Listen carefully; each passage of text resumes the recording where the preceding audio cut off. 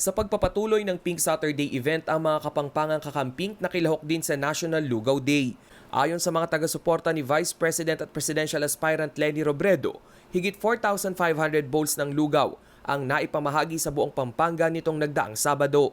Kami po dito sa Pampanga ay nakapaghain ng more than 4,000 this week today, and at next week another 900, so a total of 5,065 cups of essential food na we call lugaw.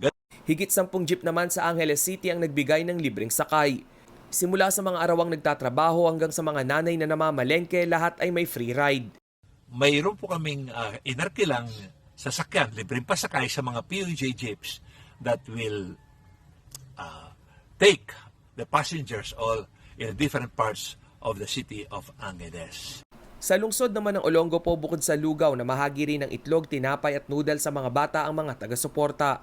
Magpapatuloy rin umano ang kanilang pag-iikot sa mga barangay upang mamahagi ng lugaw sa mga bata at essential workers. Samantala sa pagbisita ni VP Leni sa Nueva Ecija, muli niyang inilatag ang mga programang para sa mga magsasaka.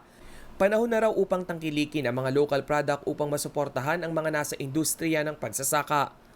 Sana yung pag-import ay gagawin kapag kailangan lang, na dapat hindi ito nagiging dahilan para kinukumpetensya yung ating local producers. Rainiel Pawid, CLTV News.